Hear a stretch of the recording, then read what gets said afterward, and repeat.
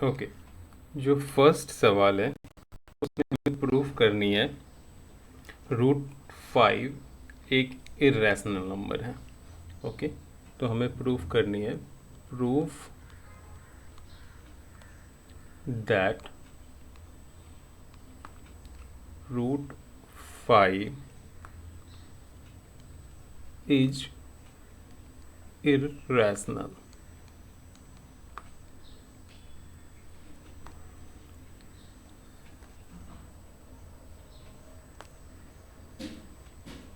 Okay, तो ये हो गई फर्स्ट सवाल। तो कैसे हम प्रूफ करेंगे? तो सबसे पहले मान लेंगे कि √5 एक रैशनल नंबर है। तो इसके लिए क्या लिखोगे? Let √5 be a rational number. अब रैशनल नंबर का डेफिनेशंस क्या होता है?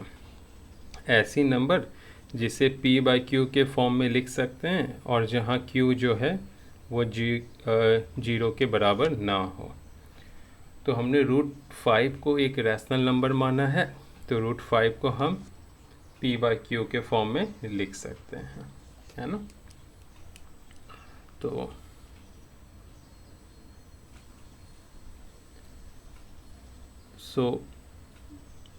यहाँ पे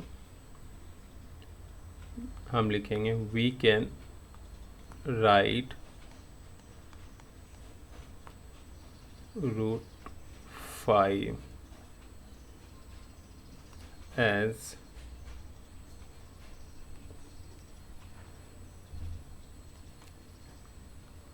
in the form of p/q where q is not equal to 0 and there is no common factor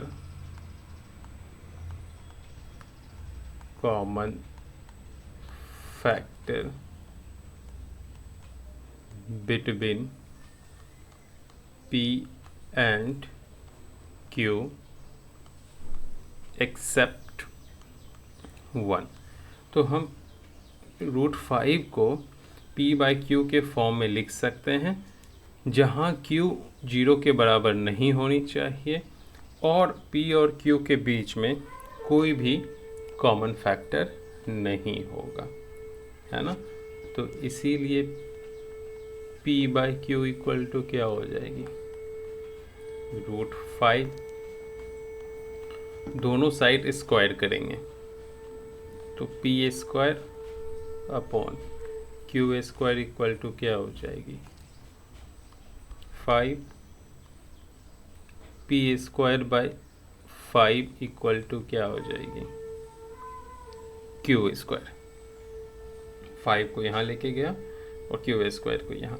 तो अभी देखो p²/5 यानी p² 5 से डिवाइड होती है ना? हियर 5 डिवाइड्स p², है ना? Hence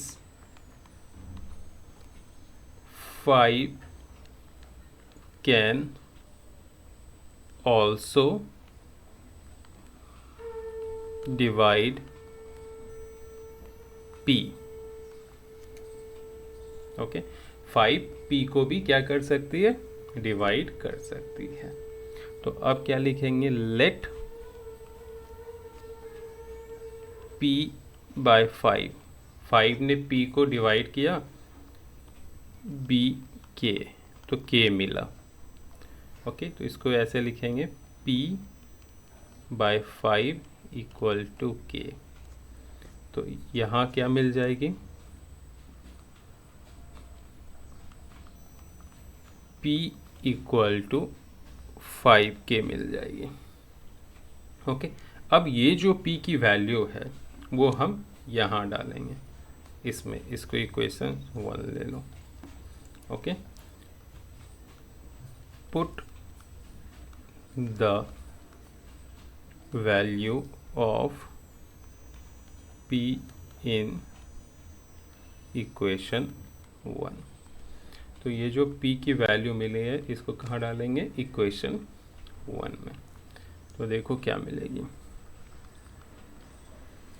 p की जगह होगी 5k का whole square upon 5 equal to Q square.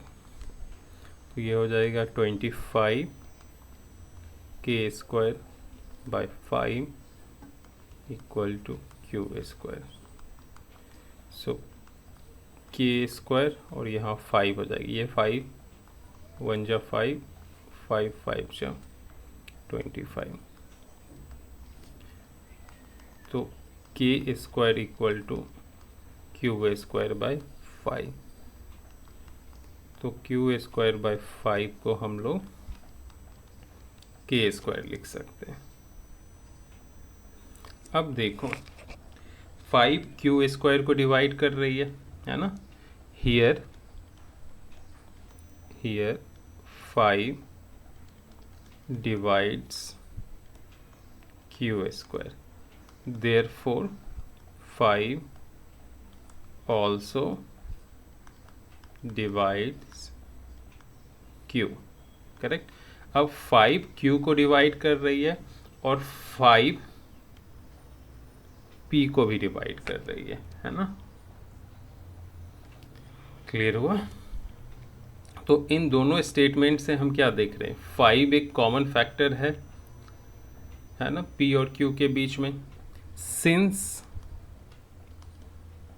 5 divides both p and q, therefore 5 is a common factor between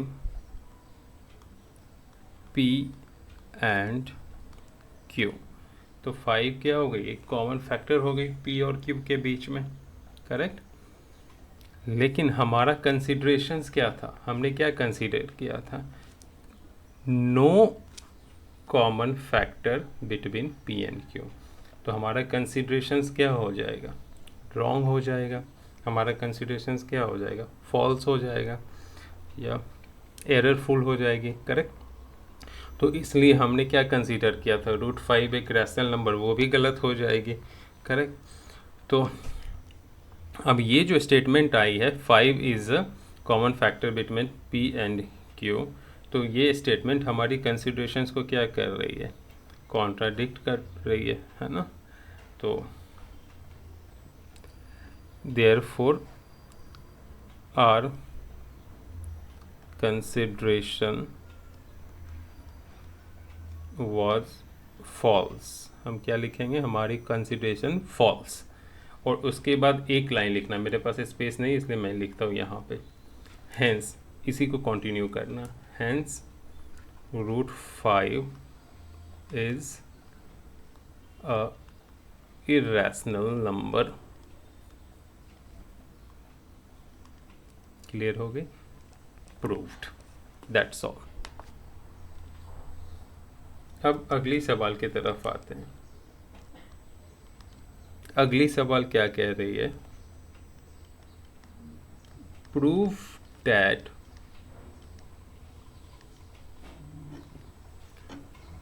3 + 2√5 is irrational.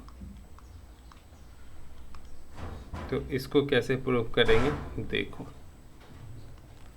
लिखेंगे let 3 + 2√5 be a rational number.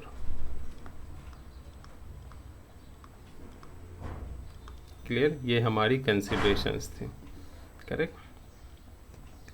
सो फिर क्या लिखेंगे, देयरफॉर वी कैन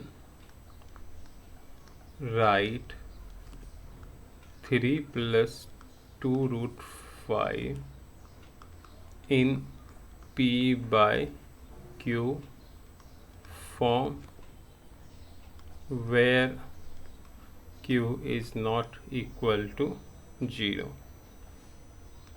करेक्ट। तो P/Q क्या आ गई,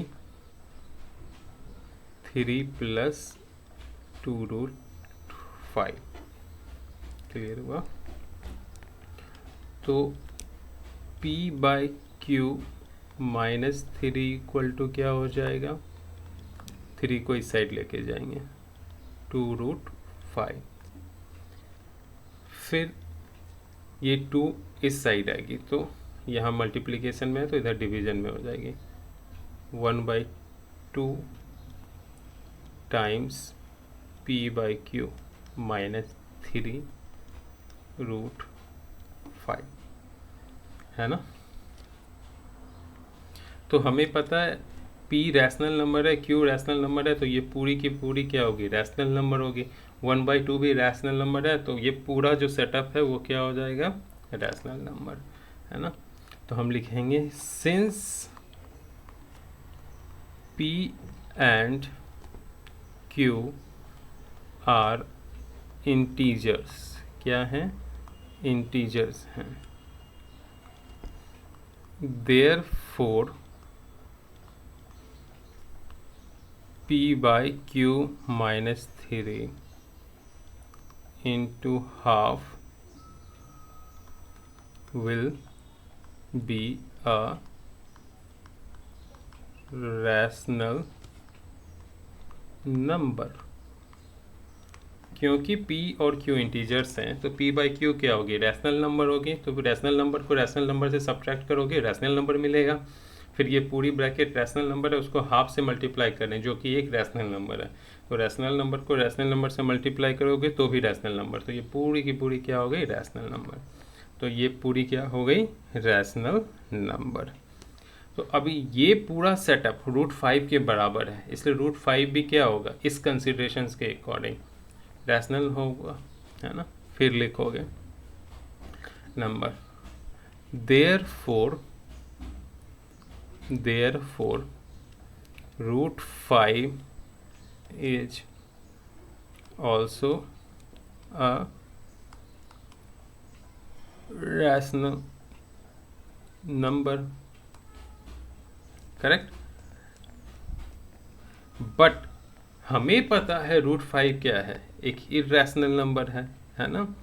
तो ये क्या हो गई, हमारी कॉन्ट्राडिक्शंस क्या हो गई, रॉन्ग हो गई, क्लियर।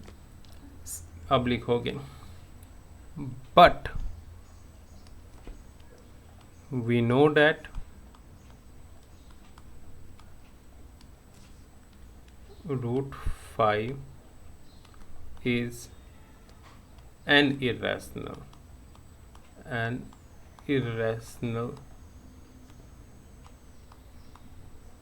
नंबर। √5 क्या है, एक इरेशनल नंबर है, क्लियर। तो यहाँ पे हमें पता है √5 इरेशनल नंबर है, और यहाँ हमारा √5 रैशनल नंबर आया है बिकॉज हमने ये कंसिडरेशंस ली है। ओके, तो इससे क्या होता है, जो हमने कंसिडरेशंस ली है वो कॉन्ट्राडिक्ट हो गई, है ना। Hence our consideration was false। हाँ, इसलिए हमारा कंसिडरेशंस क्या था, गलत था। उसके बाद लिखेगा therefore 3 + 2√5 will be a, या is a होगा, ठीक है। 3 + 2√5 is a irrational number।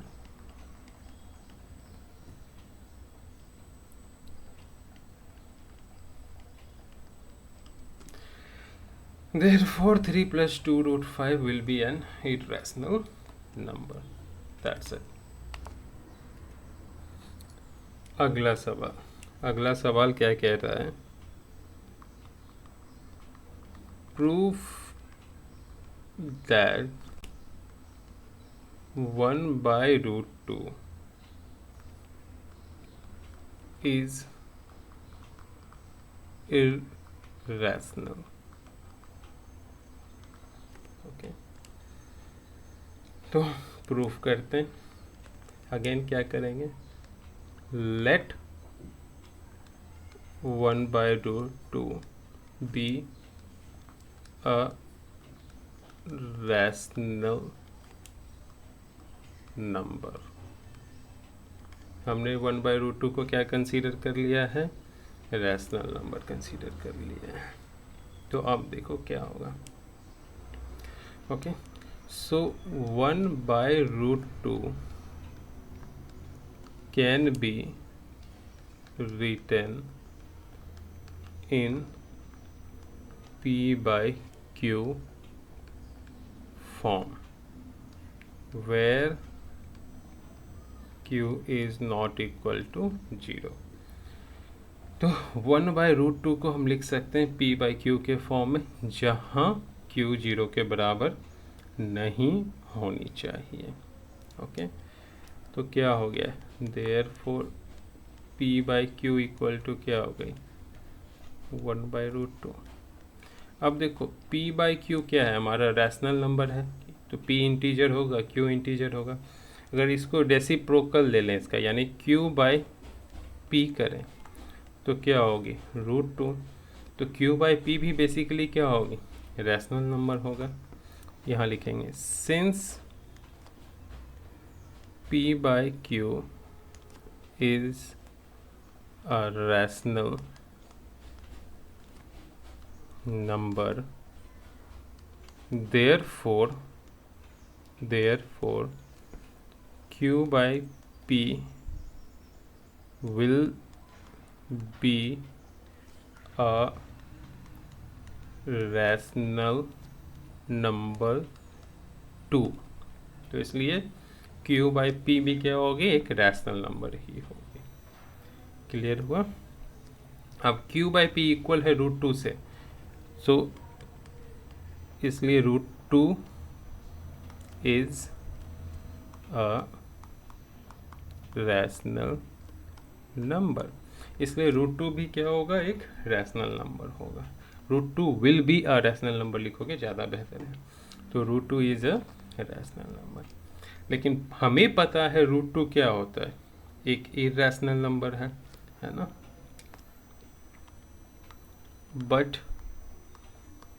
we know that root 2 is an irrational number. इससे क्या पता चलता है? हमारा जो कंसिडरेशंस था वो फॉल्स था. So our consideration was false. हमारी जो consideration थी वो क्या थी? गलत थी. therefore 1 by root 2 will be an irrational number. इसलिए 1 by root 2 क्या होगा? एक इरैशनल नंबर.